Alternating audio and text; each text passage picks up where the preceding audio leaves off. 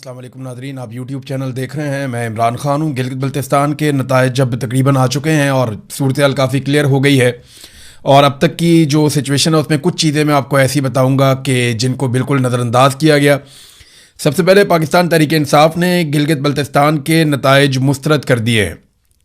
पाकिस्तान तहरीक-ए-इंसाफ के chairman barrister Gohar ने वाज़े तौर पर यह कहा कि जनाब हमें नताइज तब्दील करके हराया गया है। पाकिस्तान तहरीक-ए-इंसाफ ज़्यादा सीटें जीत रही थी। 8 सीटों का दावा भी उन्होंने किया कि वहाँ पाकिस्तान तहरीक-ए-इंसाफ के हमायत याफ्ता उम्मीदवार जीत रहे थे। नताइज तब्दील कर दिए गए और पाकिस्तान तहरीक-ए-इंसाफ हार गई। वाइट पेपर उन्होंने कहा जी हम ज़रूर जारी करेंगे, और कोई एहतजाज, कोई धरना, कोई अवामी रद्द-ए-अमल ये नहीं किया गया, और ये अभी वो कर भी नहीं सकते। सिचुएशन ऐसी है कि पाकिस्तान में एस्टेब्लिशमेंट की जानिब से एक हार्ड स्टेट की पॉलिसी बनाई गई है। जो भी आवाज़ उठाता है या उसे गायब कर दिया जाता है या उसको मारा जाता है, गोली चलाई जाती है। लोग ज़ख्मी अस्पतालों में पड़े हुए हैं, अभी भी आप रावलाकोट की सूरत-ए-हाल देख लें। तो कोई एहतजाज, धरना या अवामी रद्द-ए-अमल नहीं है। लेकिन अगर 2-3 पॉइंट्स के अंदर सारी सूरत-ए-हाल को बयान किया जाए कि गिलगित बल्तिस्तान के इंतखाबात में हुआ क्या और नतीजा क्या निकला, तो नंबर 1 तो ये है कि इमरान खान या कैदी नंबर 804 वो जेल में बैठकर भी भारी है, यानी इमरान खान का वज़न कम नहीं हुआ। सियासी नुक्ता नज़र से वो अभी भी बहुत मजबूत आदमी है कि गिलगित बल्तिस्तान जैसे एरिया में बगैर किसी कंपेन के उनकी पार्टी को मौका नहीं दिया गया, फिर भी उन्होंने पूरे इलेक्शन में अपनी एग्जिस्टेंस शो की है, और उनको हटाने के लिए काफ़ी कुछ करना पड़ा एस्टेब्लिशमेंट को और मौजूदा जमातों को।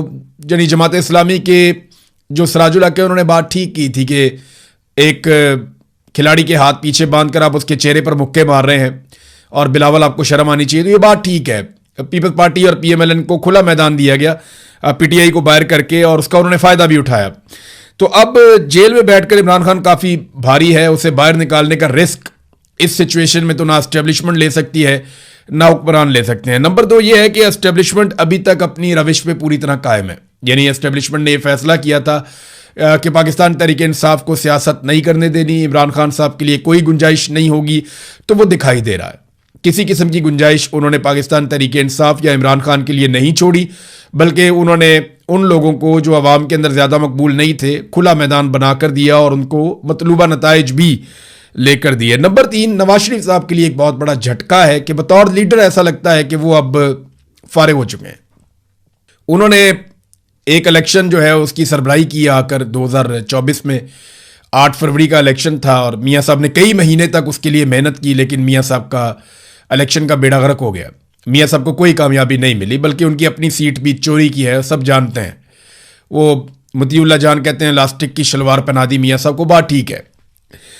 इसके बाद जो है नवाज शरीफ साहब का जो लीडर का एक किरदार था वो लगभग ख़त्म हो चुका है। उन्हें कुर्बानी देनी पड़ेगी, मियाँ साहब को काफ़ी कुछ खोना पड़ेगा अगर दोबारा वो लीडर बनना चाहते हैं। तो कम से कम हुकूमतों से कुर्बानी देनी पड़ेगी और जिद्दोजहद में अपने आप को लाना पड़ेगा, वरना मियाँ साहब के साथ देखें वफाक में आपकी हुकूमत होती है तो आप आधे से ज़्यादा इलेक्शन गिलगित बल्तिस्तान में और कश्मीर में जीत जाते हैं अगर आपके पास वफाक में हुकूमत है तो। और ये एक ऐसी हकीकत है जिससे हम भाग नहीं सकते। आपके पास फेडरल गवर्नमेंट है, आपके पास वफाकी वज़रा हैं, आपके पास कश्मीर की और गिलगित बल्तिस्तान की वजारत है, तो आप आधे से ज़्यादा इलेक्शन जीत जाते हैं। तो आधे से ज़्यादा जीता हुआ इलेक्शन भी नवाज शरीफ साहब वहाँ पे जाके खुद नहीं जीत पाए। इसका मतलब ये है कि नून लीग के लिए सबसे बड़ा धचका है इन इंतखाबात में कि खुला मैदान भी मिला, अंपायर भी साथ थे, कोई साथ भागने वाला भी नहीं था, फिर भी मियाँ साहब नहीं जीत पाए, बल्कि रोध होकर वहाँ से वो चले गए, बल्कि उनको भेज दिया गया। अब नाज़रीन, पाकिस्तान तहरीक-ए-इंसाफ क्या गिलगित बल्तिस्तान में हुकूमत बनाने की पोजीशन में थी? तो जवाब है कि जिस दिन इलेक्शन हुए और ये इलेक्शन के नताइज अगर बिल्कुल दुरुस्त भी आते तो भी पाकिस्तान तहरीक-ए-इंसाफ, जो अब मैंने सारी इंफॉर्मेशन इकट्ठी की है अलग अलग जर्नलिस्टों से बात करके, मकामी लोगों से बात करके, तो पाकिस्तान तहरीक-ए-इंसाफ हुकूमत बनाने की पोजीशन में नहीं थी। ये जरूर है कि पाकिस्तान तहरीक-ए-इंसाफ का मैंडेट छीना गया है, लेकिन ये इसको आप 8 फरवरी 2024 से कंपेयर नहीं कर सकते। वो आप ज्यादती करेंगे, आप तारीख के साथ भी ज्यादती करेंगे। 8 फरवरी को जिन लोगों के साथ जुल्म और ज्यादती हुई, आप उस इंसिडेंट के साथ भी ज्यादती करेंगे। आप एस्टेब्लिशमेंट को एक जवाब देंगे और वो ये कहेंगे देखो जी गिलगित बल्तिस्तान में भी ये रो रहे हैं और ये 8 फरवरी को भी रो रहे थे। नहीं, जो डकैती पाकिस्तान की तारीख में 8 फरवरी 2024 को मारी गई ना इलेक्शन में, वो दोबारा नहीं मारी गई और उसका कोई मुकाबला नहीं है। हाँ, उसका एक तसलसल है ज़िमनी इंतखाबात की सूरत में, जिस तरह वो छीने गए वो एक अलग बात है, लेकिन 8 फरवरी का कोई दूसरा नेमुल बदल नहीं है जो कार्रवाई उस दिन डाली गई। यहां पे ना एस्टेब्लिशमेंट ने कुछ नई चीजें सीखी हैं गिलगित बल्तिस्तान के इलेक्शन में। अब वो ये नहीं करते कि इलेक्शन वाले दिन बहुत बड़े पैमाने पर धांधली करें, करते हैं। यहां पे उन्होंने खालिद खुर्शीद की वालदा से जो सीट छीनी, 2 सीटों के बारे में बड़ा कैटेगोरिकली कहा जा रहा है, 2 से 3 सीटें हैं कि वहां पाकिस्तान तहरीक इंसाफ के हमायत याफ्ता उम्मीदवार जीत रहे थे लेकिन उनको हरा दिया गया। लेकिन ये 2-3 सीटें अगर मिल भी जाती तो पाकिस्तान तहरीक इंसाफ की हुकूमत नहीं बन रही थी। ये बात आप ज़हन में रखें, अगर 8 या 9 सीटें पाकिस्तान तहरीक इंसाफ जीत भी जाती तो हुकूमत बनाने के लिए 12 सीटें चाहिए थी। उस सूरत में पीपल्स पार्टी और पीएमएलएन मिलकर हुकूमत बना लेते, किसी और को भी शामिल कर लेते। तो पाकिस्तान तहरीक इंसाफ का मैंडेट जरूर छीना गया लेकिन उस पैमाने पर नहीं जिस तरह 8 फरवरी 2024 को छीना गया था। यह बात आप ज़हन में रखें। अब इस मरतबा मैंडेट जो छीना गया उसकी असल वारदात इलेक्शन वाले दिन नहीं डली। इलेक्शन वाले दिन होने वाली धांधली भी धांधली है लेकिन असल धांधली हुई इलेक्शन से पहले, जब पाकिस्तान तहरीक इंसाफ को दौर से बाहर कर दिया गया। इनके लोगों को अगवा किया गया, इनके लोगों को मारा कुटा गया, इनके लोगों को गिरफ्तार किया गया, इनके लोगों को हरासा किया गया, इनके लोगों को सूबा बदर किया गया, इंतहाबी निशान वाला मामला हो गया। जिसके साथ मिलकर इन्होंने किया उससे भी छीन लिया, फिर इनके वोटरों को हरासा किया गया, वोटर लिस्टें तब्दील की गई, बहुत सारी धांधली। यानी अगर आप धांधली का 80% कहें तो वो इलेक्शन से पहले हो गया था। जो असल काम है एस्टेब्लिशमेंट ने अब ये सीख लिया कि अगर धांधली करनी है तो वो पहले करनी है। इलेक्शन वाले दिन जो आप धांधली करते हैं वो बड़े आराम से पकड़ी जाती है, वहां बड़ा गंद पड़ जाता है, लिहाजा वो गंद पहले से डालना शुरू करते हैं। तो पाकिस्तान तहरीक इंसाफ को अमली तौर पे इलेक्शन से बाहर किया गया था इलेक्शन शुरू होने से पहले। और अगर जो पाकिस्तान तहरीक इंसाफ को ये नताइज पूरे मिल भी जाते तब भी पाकिस्तान तहरीक इंसाफ शायद हुकूमत बनाने की पोजीशन में ना होती। जो मैंने अब तक इतलात इकट्ठी की हैं उनके मुताबिक तो मेरे पास ये है। तो प्री पोल रिगिंग ही असल रिगिंग थी और पीटीआई को अपना मौक़िफ़ खराब नहीं करना चाहिए। नून लीग को वफाक में होने के बावजूद वोट नहीं पड़े। पीपल्स पार्टी जो है उसने वोट लिए हैं और उनकी एग्जिस्टेंस है उनकी। उसकी वजह यह है कि जुल्फ़िकार जी भुट्टो हो या बेनज़ीर भुट्टो हो, माजी में इन्होंने गिलगित बल्तिस्तान के लिए काम किया था, गिलगित बल्तिस्तान की शनाख्त के लिए भी इन्होंने काम किया था। बिलावल ने उसका फ़ायदा उठाया। बिलावल ने जिन चीज़ों का फ़ायदा उठाया मैं आपको बताता हूँ। नंबर 1, बिलावल को इस बात का फ़ायदा हुआ कि पीटीआई मैदान से बाहर है, वो आकर खुलकर मुकाबला नहीं कर सकते, उनके हाथ बंधे हुए हैं। नंबर 2, बिलावल ने फ़ायदा उठाया कि वफाक में नून लीग की हुकूमत है जो इंतहाई गैर मकबूल है, उनका बेड़े ही गर्क हो गया और उनके पास अवाम को बताने के लिए कोई बयानिया ही नहीं है। तीसरा, बिलावल कुछ हद तक ये बावर करवाने में कामयाब हो गया कि वो अपोजिशन का आदमी है, वो हुकूमत में नहीं है और हुकूमत पे तनकीद करके उसने लोगों को अपने साथ मिला लिया। और चौथा, उसको फ़ायदा जो पीपल्स पार्टी की ऑलरेडी एग्जिस्टेंस थी गिलगित बल्तिस्तान में। तो बिलावल ने इन सारी चीज़ों को इस्तेमाल किया पीपल्स पार्टी ने और मिलजुल कर उन्होंने इलेक्शन लड़ा और उन्होंने अपनी सीटें निकाल ली। अगर आप धांधली कहें भी तो भी सबसे बड़ी पार्टी पाकिस्तान पीपल्स पार्टी ही बनी है वहाँ पे। मुकम्मल ठीक भी हो जाता तो बड़ी पार्टी ना भी बनती तो ये मिलकर हुकूमत बना लेते। तो ये नाज़रीन गिलगित बल्तिस्तान का इलेक्शन था। अब आ जाएं कश्मीर वाली सूरत हाल में। कश्मीर में ना अब एक नेक टू नेक सिचुएशन बन चुकी है। 2 चीज़ें आमने सामने। नंबर 1, एक बड़े क्रैकडाउन की तैयारी की जा रही है जिसमें जॉइंट अवामी एक्शन कमेटी के लोगों को गिरफ्तार किया जाएगा या लापता किया जाएगा। उनसे जुड़े हुए जितने मेन लोग हैं जो करता धरता हैं अलग अलग बाज़ारों में अलग अलग इलाकों में, उनको गिरफ्तार किया जाएगा, उनको हिरासत में लिया जाएगा और बड़े पैमाने पर गिरफ्तारियां होंगी, जबरी गुमशुदगियां भी होंगी। ये चीज़ें आने वाले दिनों में सामना करना पड़ेगा। जो सहाफ़ी वहाँ खबरें देते हैं, देखें बहुत सारे सहाफ़ी जो हैं वो सिस्टम के साथ चलना पसंद करते हैं और अगर उनके दिमाग और दिल में ये बात होती भी है कि ये गलत हो रहा है तो वो बहुत शुगर कोटेड किस्म की खबर देते हैं जिसका कोई फ़र्क नहीं पड़ता। तो वो मैनेज कर लेते हैं, ऐसे माहौल में रह रहे के सहाफ़ी ये सीख लेते हैं कि उन्होंने सर्वाइव कैसे करना है। लेकिन वो सहाफ़ी जो डिजिटल मीडिया पे हैं या कहीं और हैं तो वो जब खुल के बात करते हैं तो उनकी भी लिस्टें हैं, उनके ऊपर भी छापे मारे जा रहे हैं। 3 ऐसे जर्नलिस्ट हैं जिनके घरों पर छापे मारे गए हैं आज़ाद कश्मीर में। सोराब बरकत को पहले ही गिरफ्तार कर लिया गया है। सोराब बरकत के ऊपर इल्ज़ाम क्या है कि जनाब जो कलदम तंजीम करार दी गई है उसके हवाले से ये खबरें दे रहे थे। देखिए यहाँ तो तालिबान के इंटरव्यूज़ चलते रहे पाकिस्तान में जब ज़रूरत होती है, तो दहशतगर्दों के इंटरव्यूज़ पाकिस्तान में चलाए जाते रहे हैं जब ज़रूरत होती है। तो सहाफ़ियों को गाड़ियों में भर के वहाँ छोड़ दिया जाता था, तालिबान आके ले जाते थे, वो इंटरव्यूज़ करते थे, वो इंटरव्यूज़ मीडिया पे चलते थे जब ज़रूरत होती है। तो ये कोई तरीक़ाकार नहीं है कि आप जब दिल करे आपने कह दिया जी आप कलदम है, इसके बाद अगर ये कहीं भी नज़र आ गए या इससे पहले कभी किसी का इंटरव्यू है तो उठा के उस पर पर्चा दे दो, उसको अंदर कर दो। अब 4 दिन का मजीद सोराब बरकत का भी रिमांड हो गया है। तो मैं आपको बता रहा था कि मुकाबला अब दो चीज़ों के बीच में, एक बड़ा क्रैकडाउन है और उसके मुकाबले में 9 जून की कॉल है।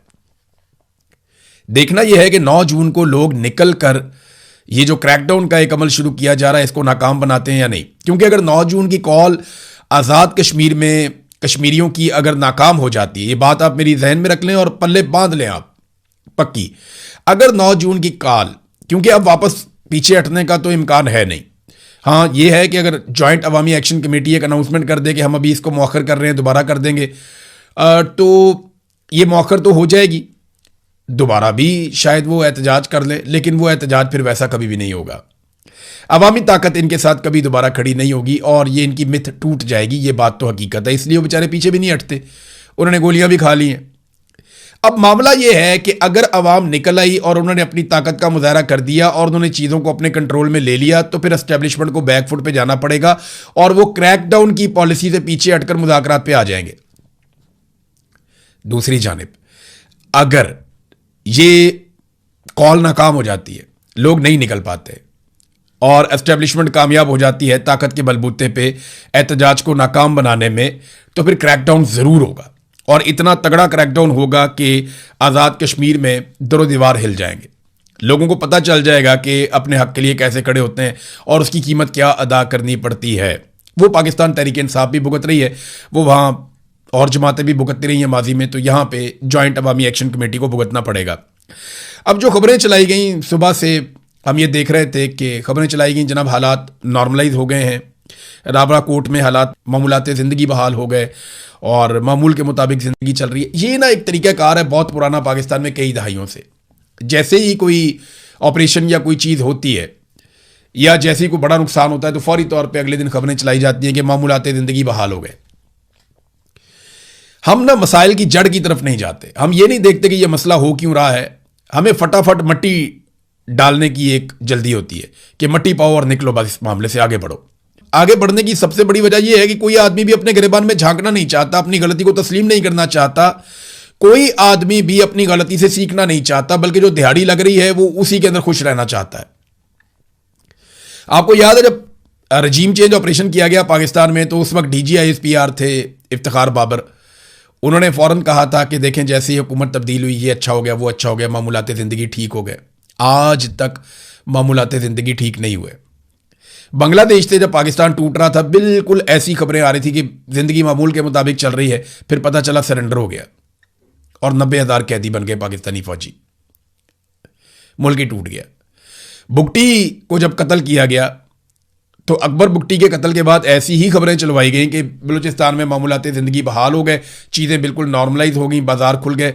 आज तक इतने साल गुजर गए, बलूचिस्तान नॉर्मलाइज नहीं हुआ, 10,000 अफराद वहाँ पे जान से चले गए।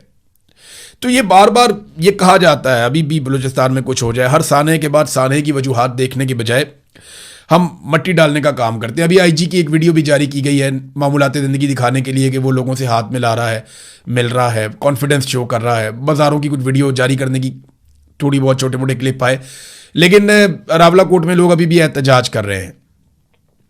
मुख्तलिफ वाक़यात रिपोर्ट हुए हैं शहर के आसपास इर्द गिर्द, कहीं बीच में लोग निकले थोड़ी तादाद में, उन्होंने एहतजाज किया, छोटी सी रैली निकाली, उसके बाद मुंतशिर हो गए। ये चीज़ें बताती हैं कि लोगों में अभी भी एहतजाज करने की सलाहियत बाकी है और ये काफ़ी उनकी कैपेसिटी है रात को होने वाले क्रैकडाउन के बावजूद। क्रैकडाउन के हवाले से रात को जो खबरें आई थी वो गैर मुसद्दका थी और उनमें ज़्यादा हलाकतें और शहादतें बताई गई थी, लेकिन अब उनकी तादाद तो कम बताई जा रही है, लेकिन ये ज़रूर कहा जा रहा है कि बहुत सारे लोग लापता हैं जिनके बारे में कुछ पता नहीं है, वो गिरफ्तार कर लिया गया या उनके साथ कुछ और हुआ, हम कुछ कह नहीं सकते। जब इस तरह का इंसिडेंट होता है, आप इंटरनेट बंद कर देते हैं, मोबाइल फ़ोन बंद कर देते हैं, लाइटें बंद कर देते हैं, इन्फॉर्मेशन को जब आप छुपाते हैं तो अफवाहें फैलती हैं। तो सरकार की रिस्पॉन्सिबिलिटी होती है कि वो सामने आए और आकर हकीकत बताए। अब ना सरकार सही तरीके से हकीकत बता रही है और ना ही जॉइंट अवामी एक्शन कमेटी ने कोई एलामिया जारी करके नुकसान का बताया। या तो जॉइंट अवामी एक्शन कमेटी नुकसान के बारे में आगाह करे आवाम को और वो ये बेचैनी ख़त्म करे कि रात को क्रैकडाउन में कितने लोग ज़ख्मी हुए। दावा ये किया जा रहा है कि जो गोली चली और शेलिंग हुई उसमें 100 के करीब लोग ज़ख्मी हुए हैं। कुछ सहाफ़ी दावा कर रहे हैं कि 70 से ज़ायद ज़ख्मियों का तो बिल्कुल मुसद्दका डाटा मौजूद है, लेकिन अभी भी कंफर्मेशन किसी चीज़ की तब तक नहीं होगी जब तक कि जॉइंट अवामी एक्शन कमेटी जो कलअदम है वो कोई तफसीलात फराहम नहीं कर देती। तो अवामी ज्वाइंट एक्शन कमेटी को एक मशवरा यह भी दिया जा रहा है कि आप अपना एक पॉलिटिकल पार्टी रजिस्टर कर लें, आप अपना मंशूर दे दें और इलेक्शन में चले जाएं। आप इलेक्शन लड़ें, इलेक्शन जीतें अपने मंशूर के मुताबिक और आकर आइन में तब्दीली करके ये 12 नशिस्तें मुहाजिरीन की ख़त्म कर दें। मामला ये है कि ये 12 नशिस्तें, इनके साथ 3 और शामिल हो जाती हैं मखसूस नशिस्तें, तो ये मिलकर ही लगभग 30% के आसपास बन जाती हैं। तो 2/3 अक्सरियत तो इन नशिस्तों के बगैर कोई ले नहीं सकता। सवाल ही पैदा नहीं होता कि इन नशिस्तों के बगैर कोई 2/3 अक्सरियत दे, और इस पर तो एस्टेब्लिशमेंट अपने बंदे बैठाती है, लिहाजा आईनी तरमीम तो हो नहीं सकती। हाँ, ये ज़रूर हो सकता है कि बहुत ताकत लगा के किसी तरह कोई अपनी हुकूमत बना ले आज़ाद कश्मीर में मिलिट्री एस्टेब्लिशमेंट की पहुंच से बाहर, और फिर फ्यूचर में किसी तरह से इन सीटों को ख़त्म किया जा सके। ये तो एक पॉलिटिकल सोल्यूशन है। और परवेज रशीद साहब ये मशवरा भी दे रहे हैं कि जनाब आप इलेक्शन लड़ दें। एक तरफ उन्हें कलदम करते हैं, दूसरी तरफ उन्हें कहते हैं इलेक्शन लड़ो। एक तरफ उनके साथ मुज़ाकरात करते हैं, दूसरी तरफ उन्हें कहते हैं इलेक्शन लड़ो। अभी जो फैसल राठौर साहब हैं, जो आज़ाद कश्मीर के वज़ीर आज़म हैं, उनका भी एक स्टेटमेंट सोशल मीडिया पे गर्दिश कर रहा है, जिसमें एक इंटरव्यू में उन्होंने कहा जी हम बैठ के बात करना चाहते हैं, हमने कई लोगों से कहा, हमने राब्ते किए, या बरतानिया में उन्होंने कई लोगों से राब्ते किए कि जनाब बैठ के बात करते हैं, हमें ये मसला हल करना चाहिए, और बैठ के बातचीत के जरिए से इंसानी जानें ज़ाया ना हो, हमें ये मसला हल कर लेना चाहिए, ये फैसल राठौर साहब ने कहा। तो एक तरफ उन्हें कहते हैं कलदम है, जत्थे हैं, बात नहीं होगी, दूसरी तरफ कहते हैं उनके साथ मुज़ाकरात करने हैं। तो ये एक अभी कन्फ्यूजन की पॉलिसी है, और ये कन्फ्यूजन तब तक रहेगी जब तक कि 9 जून का दिन गुजर नहीं जाता। ये 24 घंटे बहुत अहम है। अगर 9 जून को बड़े पैमाने पर लोग निकल आते हैं तो हुकूमत मुज़ाकरात की बात करेगी, बार बार मुज़ाकरात की बात करेगी और बैठेगी और कुछ चीज़ें मान भी जाएगी। देखिए ना, वो कहते हैं कि आईनी तरमीम के बगैर ये 12 नशिस्तें ख़त्म नहीं हो सकती। तो मेरा एक सवाल ये है कि आधी नशिस्तें ख़त्म करने का जो ऑफर किया था वो किस बुनियाद पे किया था? यानी आप आधी खत्म, एक भी खत्म करने के लिए आईनी तरमीम चाहिए होगी आपको, तो आधी आप खत्म कर रहे हैं, उसके लिए क्या आपको आईनी तरमीम नहीं चाहिए? वहां पे भी तो आपको आईनी तरमीम करनी पड़ेगी। तो ये वो सवालात हैं जिनका जवाब मेरे ख्याल में हम सबको ढूंढना पड़ेगा, इसका जवाब अभी मौजूद नहीं है। बहरहाल 9 जून फैसला करेगा कि आज़ाद कश्मीर में एक बड़ा और वसी पैमाने पर क्रैकडाउन होने जा रहा है, या फिर आज़ाद कश्मीर के जो अवाम हैं उनके मुतालबात के ऊपर संजीदगी से गौर करने पर यह सिस्टम मजबूर होगा। ये फैसला 9 जून को हो जाएगा। अब नाज़रीन आ जाए, थोड़ा सा इंटरनेशनल एक इशू है, वहाँ पे ईरान और इसराइल के बीच में दोबारा लड़ाई हुई है। ईरान ने इसराइल के ऊपर इल्ज़ाम लगाया कि वो जंगबंदी की खिलाफ वर्जी कर रहा है, बार बार लबनान पे अटैक कर रहा है। उन्होंने पहले वार्न किया, उसके बाद उन्होंने मिसाइल चला दिए। ईरान के मुताबिक उन्होंने इसराइल को काफ़ी नुकसान किया है, इसराइल के मुताबिक उन्होंने मिसाइल इंटरसेप्ट कर लिए हैं और वो बच गए हैं, जबकि इसराइल ने ईरान के ऊपर वापस हमला किया और फिर मिसाइल चला दिए। ईरान ने फिर एक और लहर मिसाइलों की चला दी। तो ईरान और इसराइल के बीच में एक तरह की जंग की कैफियत बनी हुई है, जबकि अमेरिका इस लड़ाई से अपने आप को बाहर रख रहा है। उन्होंने ईरान को भी कहा कि बस काफ़ी हो गया, अब आप बंद करें, और इसराइल को, नेतन्याहू को डोनाल्ड ट्रंप ने पैगाम दिया कि तुम भी जंगबंदी की तरफ जाओ और लड़ाई ना करो। सिचुएशन यहीं पे अभी तक रुकी हुई है। आलमी मंडी में फिर तेल की कीमतें ऊपर नीचे हो रही हैं, और पाकिस्तान के अंदर जो हुक्मरानों की और अवाम की दिल की धड़कनें तेज़ हो रही हैं, क्योंकि दुनिया में कुछ भी होता है ना, सबसे ज़्यादा इम्पैक्ट पाकिस्तान में आता है, सबसे ज़्यादा रोला पाकिस्तान में डाला जाता है।